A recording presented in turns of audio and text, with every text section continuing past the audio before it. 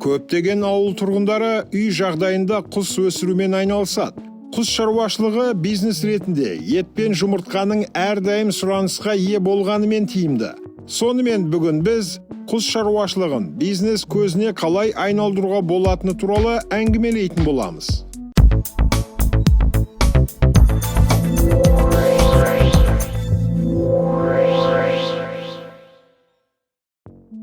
Ең алдымен сіздің бизнесіңіздің бағытын шешіп алу керек. Ет үшін бе немесе жұмыртқа өндіресіз бе?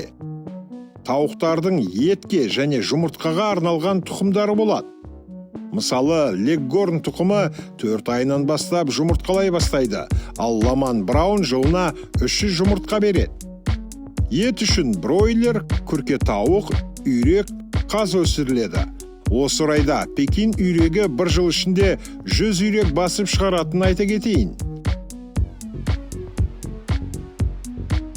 Құстарды екі жолмен өсіруге болады. Аулада жаю немесе қамап өсіру. Жаю үшін қаумал және оған іргелес құс қора салу керек. Мұндай өсіру тәсілі құстарға таза ауада серуендеуге, табиғи азықпен, құрт, шөп, жәндіктермен қоректенуге мүмкіндік береді. Сондай-ақ аурудың алдын алуға көмегі тиеді. Шығысында экологиялық таза және пайдалы өнім алады. Егер бизнес жұмыртқа сатуға бағытталған болса, осы әдіс жиі қолданылады. Егер сіздің мақсатыңыз ет өндіру болса, онда қамап өсіру тәсілі жарамды. Мелкий бизнес сейчас выпускает клеточное оборудование. Можно выращивать на полу. Клеточное выращивание выгоднее тем, что с 1 квадратного метра там можно, например, 4-5 ярусов поставить и выиграть в площади выращивания. Да? На полу, если вы посадили 1000 голов, а на клетках на этом же территории, участке, да, можно поставить по 5000 голов. Құс торда аз қозғалады да тиісінше калория жұмсамай салмағын арттырады. Бұл ретте олардың еті жұмсақ болады. Бірақ мұндай өмір салты құстарда иммунитетті төмендетеді, содан түрлі ауруларға бейім келеді. Құстардың иммунитетін күшейту үшін олардың рационын әртүрлі қоспалармен, дәрумендермен байыту қажет. Оған сүйек ұны, тары, жас қалақай, тамыр жемістілер, салат жапырақтары, тамақ қалдықтары, шөп, бидай, жүгері, ұсақ қиыршық тас, құм және ұлу қабыршағы кіруі тиіс. Құс қораны өз бетінше салуға, сатып алуға немесе жалға алуға болады. Терезелердің оңтүстік жаққа қарағаны, ал құстарға арналған жүретін жол шығыс жаққа қаратып жасалғаны маңызды. Құс қорасында кеміргіштерден қорғалған тормен жабылған, желдетуге арналған тесік болуы тиіс. Еденнен 1 метр биіктікте артқы қабырғаға ағаш жәшіктер орнатылатын орын жасақталады. Олардың түбін құстар отыру үшін сабанмен немесе пішенмен төсейді.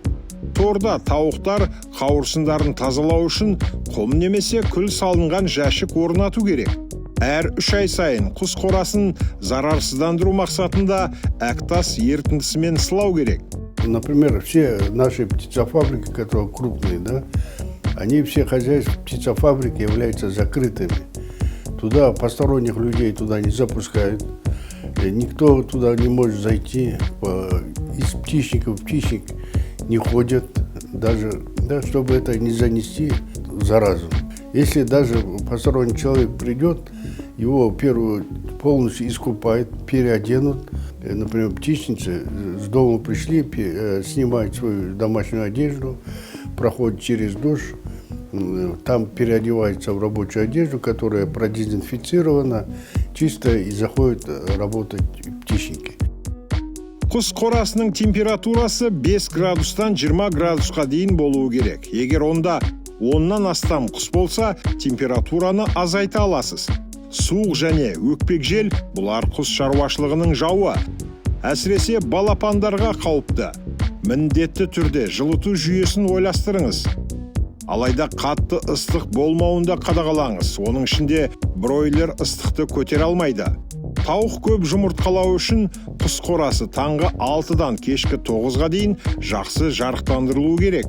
Құстарға жарықтың өзгеруі өте өткір әсер етеді және осындай күйзелістен кейін қалпына келу үшін ұзақ уақыт қажет болады.